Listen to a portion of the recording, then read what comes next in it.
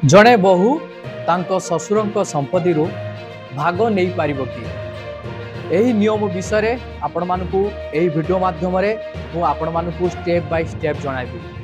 High court को निष्पत्ति क्रमे जड़े बहु तांकर ससुरंको संपत्ति रे केते अधिकार अछि तो केउ क्षेत्र रे जड़े बहु तांकर ससुरंको संपत्ति उपरे अधिकार साब्यस्त करि पारिबो जहार डिटेल्स मु एही वीडियो माध्यम आपण मानकू स्टेप बाय स्टेप जणाइबी। तो सेतिबाई आपण माने वीडियोटी को बिना स्किप रे शेष पर्यंत देखंतु जहाँ फल आपण जानि परिबे बुझी परिबे। वीडियोटी को आरंभ करिबा पूर्वरु आपण समस्त को कहि रखिबे चैनल रे जदि नुवा करी आपण वीडियोटी देखुथांती ताहाले वीडियो को लाइक करी चैनल को सब्सक्राइब करी पाखरे थिबा घंटी चिन्ह को दबाई दियंतु। तो चलंतु देरी न करी आरंभ करिबा आज रो एक नुवा वीडियोटी को।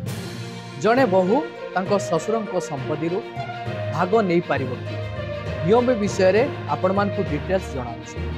संपत्ति अधिकार नियम कौन बहुर तांकर ससुरंको संपत्ति उपरे अधिकार रही पारिबो कि से अंश ग्रहण करि पारिबे कि नाही ताहा प्रायतः परिवार मध्यरे विवादर कारण होई जाय। एही विषय रे आईन कौन कहे ताहा जानो।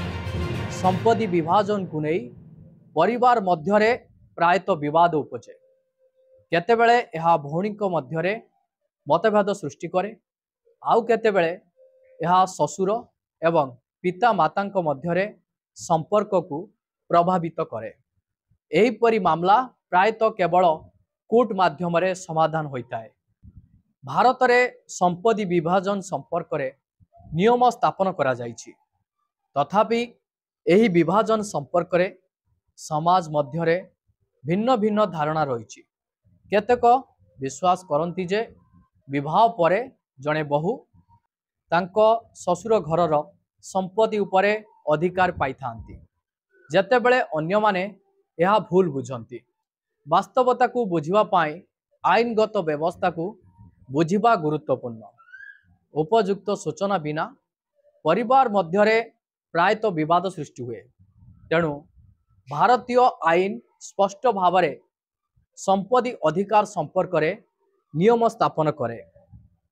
देखंतु हिंदू अधिकार आईन 1956 अनुसार पितांको संपत्तिर अधिकार तांको पुओ एवं झियो मानकू जाई थाए।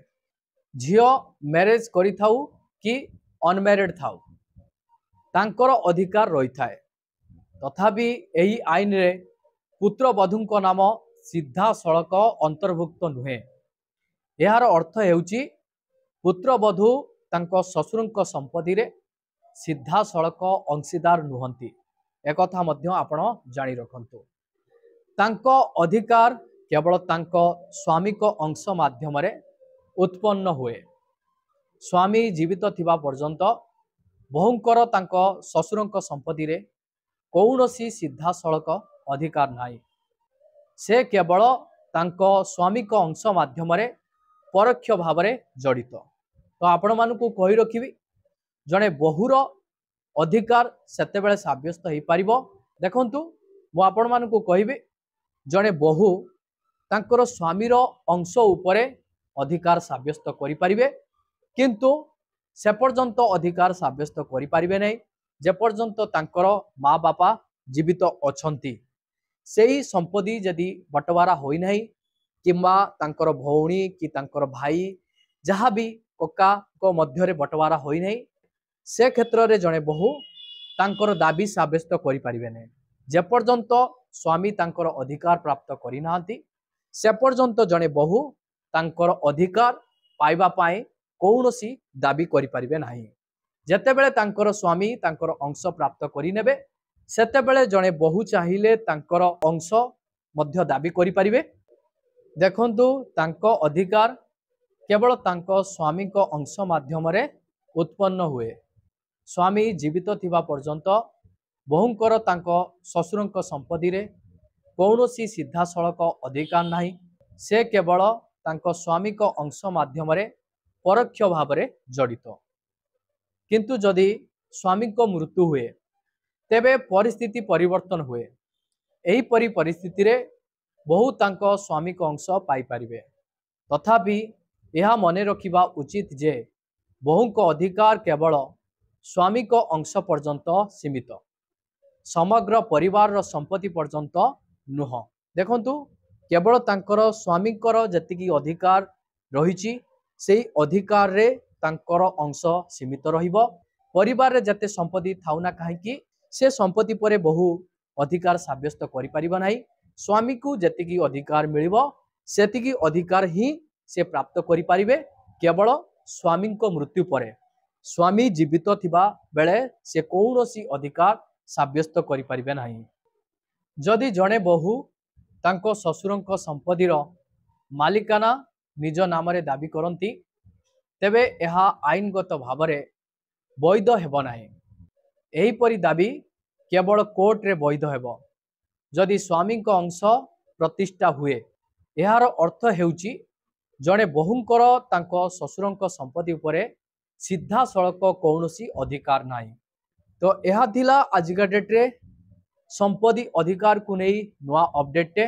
जड़े बहु तांको ससुरंको संपत्ति उपरे अधिकार साब्यस्त करि परिबो कि नाही आपण माने भल भाव में बुझी पारिथिबे ए वीडियो माध्यम रो। पुणी देखाबो आपण मानक सहित नुआ एक संपत्ति अधिकार को नहीं। जदि आपण माने संपत्ति अधिकार रो नुआ नुआ आईन विषय जानिबा को चाहुचंती ताहले एही चैनल को आपण माने सब्सक्राइब करी पाखरे थिबा घंटी चिन्ह को दबाई दियंतु एवं वीडियो को गोटे गोटे लाइक करने को जमा भी भूलेनि। कारण पारिवारिक संपर्क रे जो तिक्तता सृष्टि होची संपत्ति को नहीं आपण माने केवल एही चैनल माध्यम ही सबु समस्यार समाधान पाई परिबे। सेथिपाई एही चैनल आपण मानक सहित सदा सर्वदा। 2047 का भारत तत्व ज्ञान और विज्ञान, सेवा और समरसता से भरा हुआ वैभवशाली भारत, यही संघ की दृष्टि है, यही हम सब संस्कृत की साधना है और यही हमारा संकल्प है। हमेशा हमेशा याद रखना, संघ बना है राष्ट्र के प्रति अटूट आस्था से, संघ चला है राष्ट्र के प्रति अगाध सेवा के भाव से, संघ तपा है त्याग और तपस्या की अग्नि, संघ निखरा है संस्कार और साधना के संगम से, संघ खड़ा है राष्ट्र धर्म को जीवन का परम धर्म मानकर, संघ जुड़ा है भारत माता की सेवा के